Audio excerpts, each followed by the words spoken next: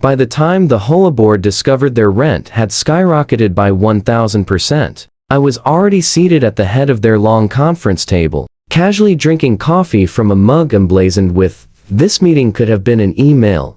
3 of the board members were hurriedly paging through their freshly updated lease documents, their eyes widening in disbelief at the staggering figures. The treasurer, a middle-aged man wearing a faded beige golf shirt, muttered under his breath that this simply had to be against the law. Directly across from me sat Ella Mercer, the president of the Red Bluffs HOA, jabbing one of her long acrylic nails at the offending page. "This is nothing short of extortion," she barked. "We will fight this tooth and nail. We will drag you into court. We will do whatever it takes to stop it." "You are welcome to sue your landlord," I replied evenly. "Just be certain your attorney carefully reviews page 3, particularly the section where you consented to binding arbitration, and recognize the landlord's unrestricted right to adjust rents to current market rates following any sale of the underlying property." Elaine lifted her gaze slowly. "Sale," she echoed faintly.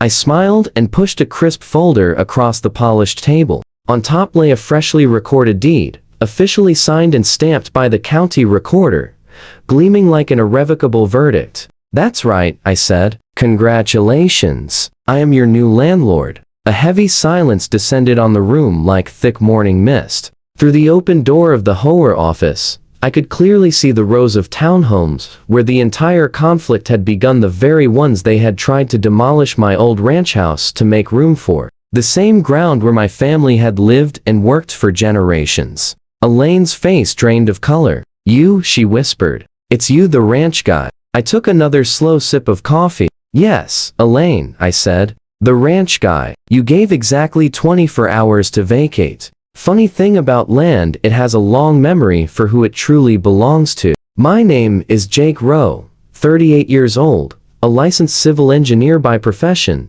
but a ranch kid by blood and upbringing. For nearly a century, Rowe Ranch occupied a rugged stretch of high desert just outside Red Bluff, a small town where folks still waved as they drove past because cruise control and therapy sessions hadn't fully taken over yet. The ranch wasn't some sprawling movie set operation. It was a weathered old house, with a wide wraparound porch, a long, low barn that leaned just enough to alarm visitors, but precisely enough for my father to insist she's holding strong, and 40 acres of scrubland supporting a handful of cattle, few horses, and a creaky windmill that howled whenever the breeze changed direction. When my parents passed within a few years of each other, the place came to me. By that time, the developers had descended, drawn by the scent of profit and endless board meetings. They snapped up parcels on 3 sides of us and erected Red Bluffs, a Western-themed master-planned community with street names like Cactus Ridge and Sunset Spur, even though there wasn't a single real cactus and most sunsets were now obscured by their own stucco walls. I held firm. The developer wanted the ranch and offered a lowball price. I refused. They came back with more money. I still said no. Eventually, they built around us, encircling the ranch in a giant horseshoe, then penned us in behind a phony split rail fence and a cluster of decorative boulders, as though we were merely part of the landscaping package. Then they handed daily management over to the HOA. Enter Elaine Mercer, mid-50s, salon blonde hair, gold necklace, carrying the unmistakable air of someone who actually says, per my last email in conversation. She claimed the largest house on the highest cul-de-sac, and promptly crowned herself president of the Red Bluffs HOA. Her domain consisted of rows of nearly identical beige homes adorned with fox rustic shutters, 2 community pools enforcing strict no floaties rules, and trash cans inspected with tape measures to ensure they remained invisible from the street. Viewed from their manicured sidewalks, our ranch was an eyesore. It didn't match. It didn't coordinate. It lacked a pergola. To her, it was a glaring problem. To me, it was the last remnant of what this land had looked like before the glossy brochures took over. The first HOA letter arrived in a clear plastic sleeve, as if it were an invitation to an exclusive club. Notice of violation to occupant, former Rowe Ranch, parcel You are in violation of Red Bluff's community standards regarding non-compliant fencing, unsightly outbuildings, storage of agricultural equipment visible from common areas, and presence of livestock within visual corridor. Please correct within 30 days to avoid fines and legal action. I stared at it for a long while, then scrawled across it in thick Sharpie, "Not in your HOA. Return to sender." I mailed it back. Felt satisfying. A week later, an email arrived from info@redbluffbluffshoa.org. Dear Mr. Rowe, while your parcel is technically outside the original plat, our attorney has advised we possess adjacent influence authority over properties that impact community aesthetics. I laughed so hard I had to sit down. That was the first drip. Then came the deluge. Elaine appeared at the fence line in a wide sun hat and wedge sandals, informing me my barn clashed with the architectural style of Red Bluffs. HOA volunteers began snapping photographs whenever they strolled the walking path behind my pasture. I found a polite notice taped to my mailbox suggesting I might consider painting the barn a neutral, community-approved color. I ignored them all. The letters escalated to threats. Legal counsel advises we can file for condemnation of unsafe structures that affect property values. We reserve the right to pursue emergency action if you refuse to cooperate. I checked with the county. The ranch was fully grandfathered, zoned agricultural. Barn and house predated the subdivision by decades. The HOA had zero jurisdiction beyond their recorded boundary line. That woman shows up here a lot, the county zoning officer told me, rolling his eyes. Always trying to get us to do something about your place. You're fine. Just document everything. So I did. Every letter, every email, every time Elaine tried to chat at the fence, explaining how a smooth transition to community standards would benefit everyone. Then came the drought. Prices climbed. Costs crushed us. I sold off most of the cattle, kept a few horses, took on extra engineering contracts in town to keep the place afloat. Vacant land values exploded as investors circled for rental opportunities and build-to-rent projects. Suddenly, my ranch wasn't merely an eyesore, it was prime, unrestricted real estate. You could almost hear Elaine grinding her teeth from across the dry wash. The day everything broke started like any other. Hot, dusty, and with me coaxing a stubborn old tractor back to life. The white SUV pulled up to my gate, first HOA logo on the door, naturally. Then a second SUV arrived, this one bearing a local code enforcement decal. Out stepped Elaine, a man with a clipboard, and another in a suit, already sweating through his dress shirt. "Mr. Rowe," the clipboard guy announced, "I am with County Code Enforcement. We received a complaint about unsafe structures on your property." I raised an eyebrow. "Let me guess, barn's unsightly again." "We have had reports that the barn is structurally unsound and poses a risk to neighboring properties," he said, avoiding eye contact. "The HOA submitted a structural assessment." He handed me a report. I didn't recognize any of the names. The photos were laughably biased, tight close-ups of flaking paint labeled evidence of advanced decay. Behind him Lane stood, arms crossed, lips tight. "For the safety of our residents," she said, "we cannot simply stand by while that shack threatens our investment."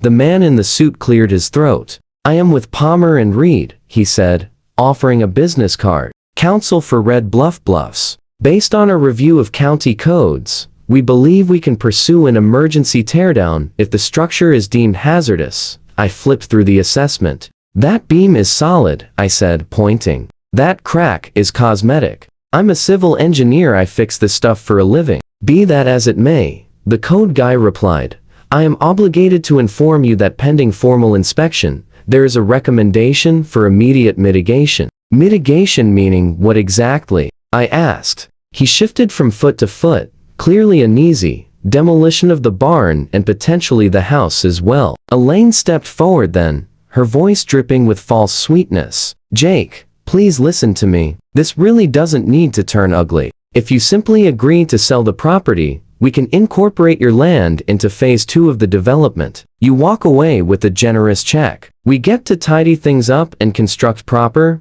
high-quality homes. It's a win for everybody." "How much are we talking?" I asked, keeping my tone flat. Without hesitation, she quoted a figure. It was laughably low, not even close to fair market value for raw land, let alone a working ranch with established water rights and utilities. "I'll have to decline," I replied. Her expression turned stony. An hour later, following a series of strained phone calls and a comically hurried inspection that consisted mainly of the inspector squinting suspiciously at the barn from a safe 20-foot distance, the clipboard guy came back with an official form. "Given the documented hazards," he stated, reading carefully from a script to keep his voice neutral, "you are hereby ordered to vacate the premises and demolish all non-compliant structures within 24 hours. I stared down at the document. "So you're giving me one single day to bulldoze a century-old barn, and quite possibly my family home, because an HOA doesn't like the scenery. Failure to comply will result in county-contracted demolition billed directly to your account,"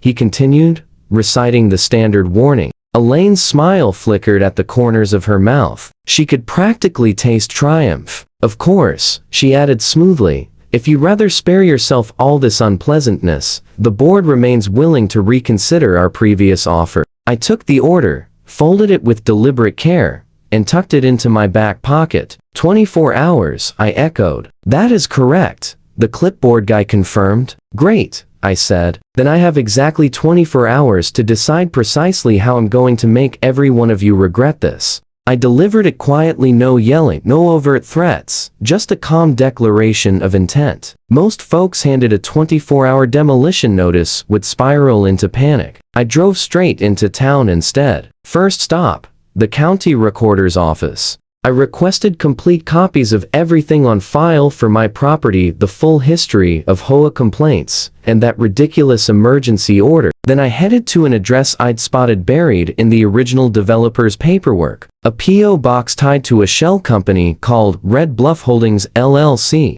A bit of digging revealed that the original developer had defaulted on a massive construction loan. The bank had bundled and unloaded a portfolio of distressed assets. A regional investment firm snapped them up at a discount, including several commercial parcels and the ground beneath most of the rental units in Red Bluffs, plus the land under the HOA office itself. Those parcels operated on long-term ground leases, providing steady, if unexciting, income to owners who had never even visited the site. I dialed the contact number listed for the investment group. An hour later, I was sitting in a sterile office, across from a bored-looking executive named Trevor, a man whose priorities clearly boiled down to capitalization rates and clocking out by 5. "You currently own the ground leases for these specific addresses?" I asked, sliding over a printed map highlighting the subdivision, the row of upscale rental townhomes that housed half the board members, the strip containing the HOA office, and several high-end rental properties.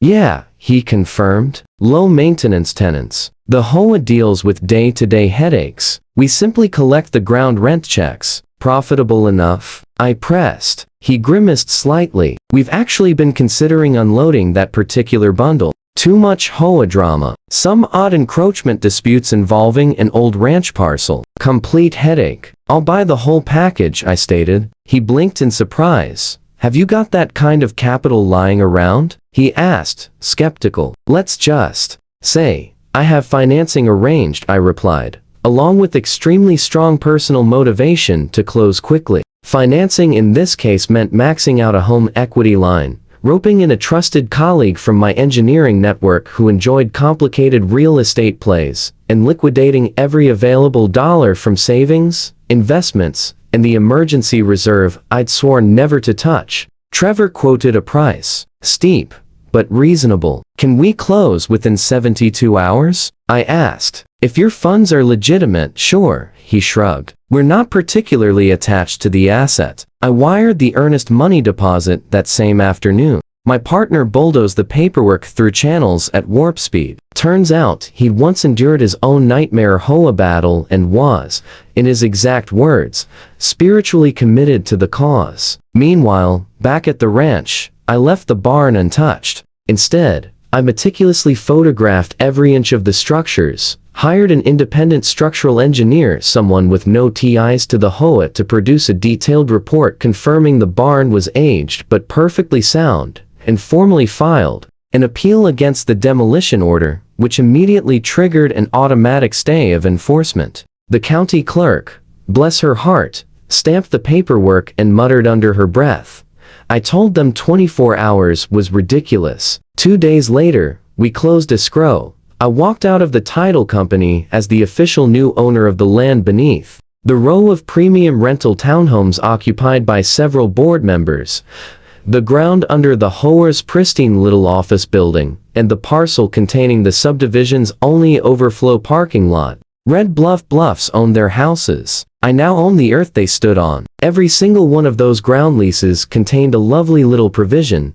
Upon transfer of ownership of the underlying land, the new owner reserves the right, at their sole discretion, to adjust lease terms to current market rates upon the next renewal cycle. And guess what conveniently fell due for renewal in 60 days? Every last one of them. On the morning of the big reveal, I dressed sharper than I had in years, polished boots, pressed button-down shirt, clean shave. Malice, it turns out, looks best when neatly ironed. I formally requested agenda time at the upcoming HOA board meeting, listing myself as the new ground lease representative. They adored official titles. My request was approved without question. Inside the clubhouse, Elaine presided from the head of the table, gavel in hand. The treasurer sat nearby with a spreadsheet pulled up and a calculator that was rapidly becoming a fidget device. A scattering of residents occupied folding chairs in the back, ready to air grievances about mailboxes or pool hours. I patiently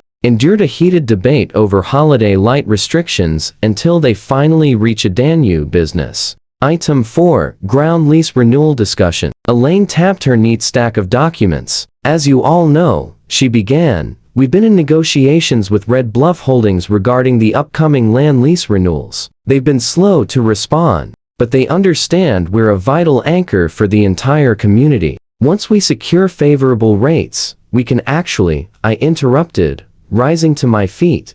"That's exactly why I'm here today." She frowned deeply. "Excuse me, this segment is restricted to board discussion only." I placed a thick folder on the table. On top sat the freshly recorded deed. Beneath it are the lease assignment documents, followed by my newly printed business card. "My name is Jacob Rowe," I announced clearly, loud enough for the residents in the back to hear every word. "And as of last week, I am now the owner of the parcels beneath your rental townhomes, this very office building, and the overflow parking lot." The treasurer's mouth actually fell open. Elaine let out a sharp, disbelieving laugh. "That's preposterous," she declared. "We've maintained a long-standing relationship with Red Bluff Holdings. They would have informed us of any sale." "They did," I replied, tapping the paperwork. "They informed you by promptly cashed my wire transfer." A board member huddled in the far corner and muttered under his breath, "Oh, my God." I pushed another thick stack of documents across the polished table. "These," I went on calmly, "represent your updated lease agreements. The original terms were inked 15 years ago. Market rates have shifted somewhat since then." "Somewhat?" The treasurer let out a high-pitched squeak as he frantically turned the pages. This is 10 times our current payment." "Exactly market rate," I confirmed, "plus a reasonable surcharge for what I've termed the 24-hour demolition inconvenience fee." Elaine's cheeks flushed a deep, angry crimson. "You can't simply jack up our rent like this," she snapped. "We're a homeowners association. We have protections." "Of course you do," I replied evenly. "You have the right to pay your landlord on time or to relocate your office, your premium rental units, and all associated facilities elsewhere. The issue," I noted, gesturing toward the window overlooking the neat rows of townhomes and the modest HOA office structure, "is that there isn't anywhere else to go. You'd require new land,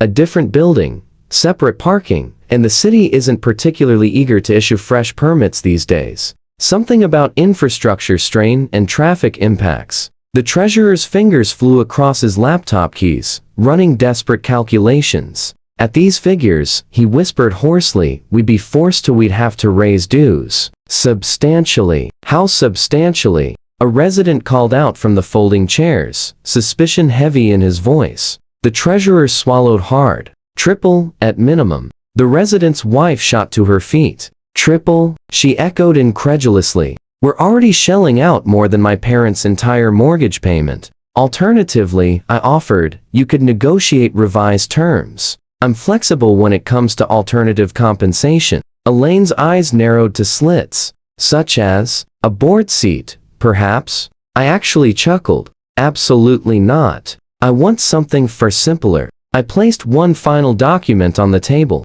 The bold header declared, easement and permanent non-interference covenant. Here's the arrangement, I explained. You execute this agreement. In exchange, I cap your lease increases at a reasonable bump, nothing like the tenfold jump. What you receive in return is the HOA's irrevocable acknowledgement that it possesses zero jurisdiction over Row Ranch or any future ownership of the parcel. No further complaints, no additional demolition attempts, no harassment of the landowner whatsoever. The association will actively endorse a protective zoning designation shielding the ranch from any compelled future development. And I added, pausing for emphasis, your current president will deliver a prepared statement at the next general community meeting recognizing the ranch's historical significance and issuing a formal apology for prior oversteps. You could sense the atmosphere in the room shift dramatically. The attending residents weren't staring at me anymore, they were fixating on Elaine.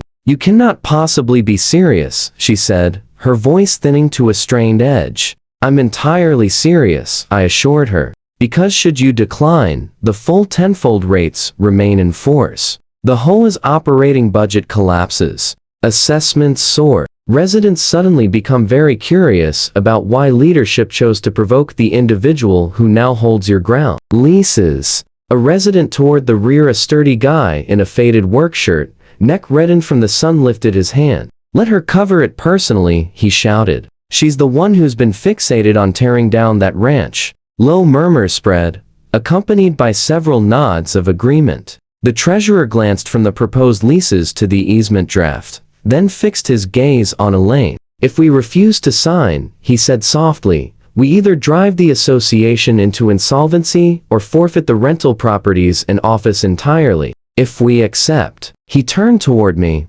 you're locking the increase at precisely what figure? I quoted a number noticeably higher than their existing rate, yet manageable with careful budgeting. He punched in a few rapid figures. That's feasible, he admitted, provided we trim certain non-essential line items. His eyes lingered meaningfully on an entry marked President's Discretionary Community Enhancement Fund. Elaine bored holes into me with her stare, as if sheer willpower could ignite me. This is extortion, she hissed.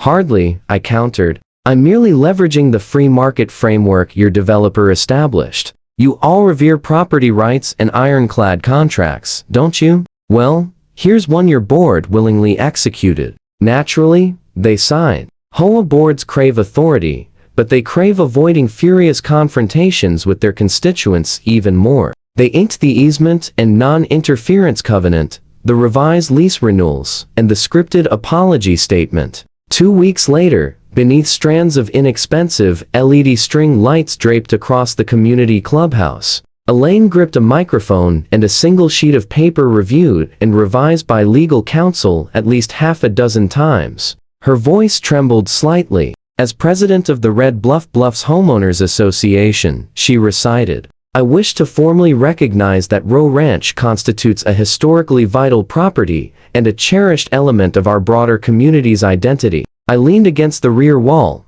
arms folded, fighting to keep my satisfaction from showing too plainly. Past initiatives undertaken by this board regarding the ranch were ill-advised and overstepped our proper bounds. Going forward, we pledge to honor the ranch's autonomy and actively advocate for its ongoing preservation. Someone near the front actually applauded. Another resident called out, does this mean we finally stop getting those endless emails about his fencing? Yes, she replied through clenched teeth. It does. From a legal standpoint, the demolition order quietly expired during the appeal process. Bolstered by my independent engineer's thorough report and an awkward conversation between the county attorney and code enforcement about improper HOA influence, the ranch secured a permanent protective zoning layer. Nobody is raising anything without navigating a regulatory obstacle course daunting enough to discourage divine intervention. The recorded easement and covenant now encumber the HOA-controlled parcels in perpetuity,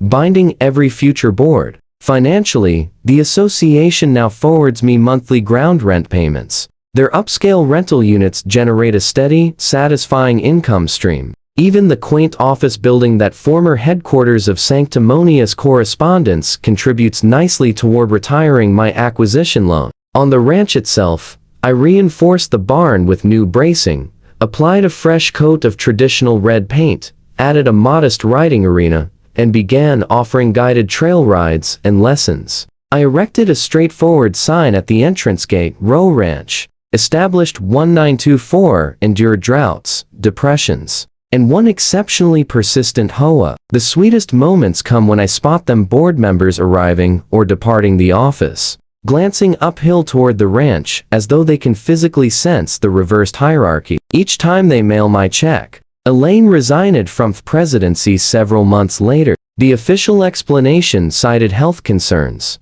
Unofficially, residents had grown weary of elevated dues funding her personal crusade against barns. The incoming board proved far more reserved. They offer friendly waves when our paths cross on the trails. A few have even enrolled their children in riding lessons. Just last week, one remarked half seriously, "Maybe we ought to feature in the newsletter how the ranch actually boosts our property values." Funny how perspectives shift. If there's a lesson in all this, it's straightforward. HOA boards adore preaching about property rights until someone wields them more effectively. They granted me 24 hours to obliterate a century-old legacy, so I granted myself 72 hours to acquire the ground beneath their headquarters, scrutinize every clause, and redirect their preferred tools, rents, regulations, and endless paperwork straight back at them. These days, whenever their payment arrives, I grin, tap the envelope lightly, and reflect: "You demanded I demolish my family's ranch. I simply elevated your rent tenfold instead." And up on the ridge overlooking their uniform rooftops, the old barn creaks defiantly in the breeze and endures stubborn, unsightly to a few, flawless to me. A quiet testament that, in any contest between clipboards and land deeds, the land prevails when the right owner holds the title.